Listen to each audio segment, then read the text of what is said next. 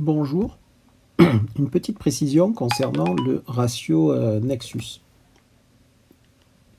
Alors ce ratio concerne évidemment les plus-values de long terme sur les produits de concession de brevet ou les produits de cession de brevet.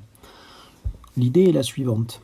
Le taux d'imposition que vous devez retenir, c'est 10%.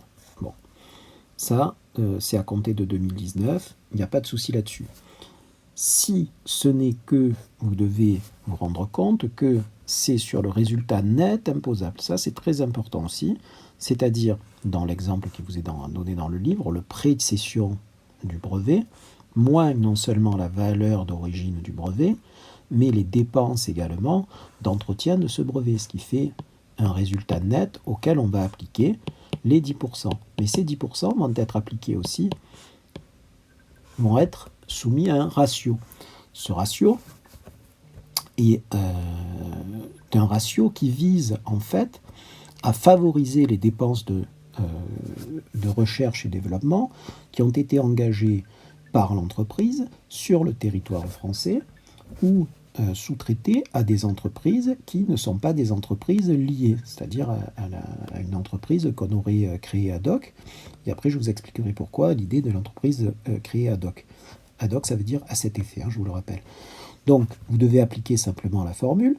Dépenses des frais de recherche engagés pour créer et développer cet actif, c'est-à-dire ce brevet, les dépenses qui rentrent dans ce cadre sont celles menées par l'entreprise sur le territoire, ou alors qui sont externalisées, c'est-à-dire menées par d'autres entreprises, quelle que soit leur localisation, sur le territoire ou pas, mais par des entreprises non liées.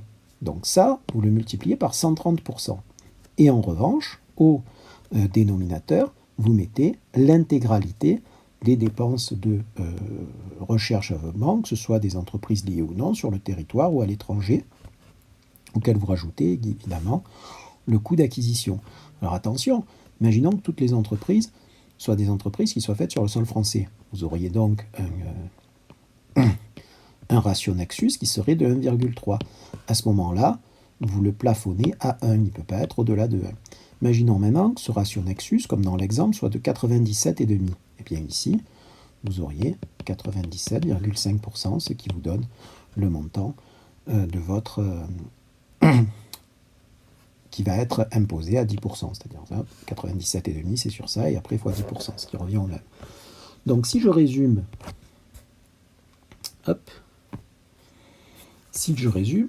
je vous mets une précision, excusez-moi, petit problème d'organisation,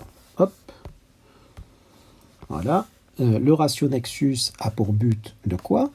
A pour but de pénaliser les brevets acquis et les frais de recherche et développement sous-traités auprès d'autres entreprises liées. Par contre, les frais de recherche et développement engagés au sein de l'entreprise et qui sont sous-traités par des entreprises tierces ne pénalisent pas le ratio. Voilà l'objectif. Alors pourquoi je vous disais ça? Imaginons que j'ai une entreprise A et une entreprise B. L'entreprise A concède un brevet à l'entreprise B pour 1000. Ici, l'entreprise B, c'est une charge chez elle. Charge de 1000 qui va faire économiser de l'impôt. On va prendre une hypothèse d'impôt à 28% pour simplifier, qui fait économiser donc économie d'impôt de 280. En revanche, ici, cette entreprise A, elle va avoir des produits de concession de brevets qui vont être à 1000 et qui vont être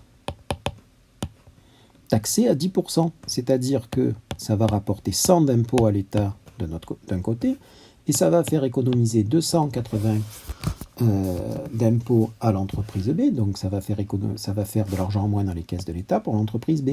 Si A et B sont des entreprises liées, ça veut dire quoi? Si B est la filiale de A, ou inversement, eh bien, imaginons que B ait besoin de se servir de ce brevet.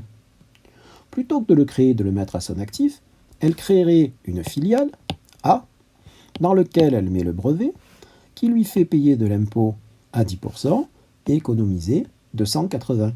Pour éviter cela, si dans A, vous mettez un ratio Nexus, donc sur les 1000, hop, avant d'appliquer les 10%, sur les 1000, je vais faire un ratio Nexus, c'est-à-dire, je vais dire quels sont la part des frais recherche, etc., engagés par une entreprise non liée. Et bien là, c'est 0. Et puis sur les dépenses totales, admettons qu'on ait 10 000 de frais recherche développement. Ça nous fait un ratio à 0%. Et quelle est la partie d'impôt qui va être frappée à 10%? 0%. On a donc éliminé ce risque-là d'évasion fiscale du fait de créer une entité liée qui bénéficierait d'un brevet alors qu'elle n'a pour objectif uniquement que de mettre le brevet dans cette entreprise. Voilà, j'espère que j'ai été clair. Après, ne vous prenez pas la tête là-dessus. Je pense que ça sera fléché, vous appliquez la formule, éventuellement. Dans la pochette Fontaine-Picard, ils n'en parlent même pas du ratio Nexus. Donc voilà, pour ceux qui veulent fouiller, faites-le, et vous avez raison, je vous ai donné cette explication. Pour ceux qui se disent « Oula, je vais passer trop de temps là-dessus, il y a plein d'autres choses qu'il faut que je maîtrise en priorité », retenez l'idée des 10% sur les plus-values nettes. En revanche, ça par contre j'insiste sur le net, c'est-à-dire net des frais qui ont servi à obtenir ces frais de recherche et développement ou net des frais d'entretien d'un brevet lorsqu'il s'agit d'une cession. Voilà, j'espère vous avoir un petit peu précisé cette histoire de ratio Nexus. Et je vous mets cette vidéo en ligne et je vous dis à très bientôt.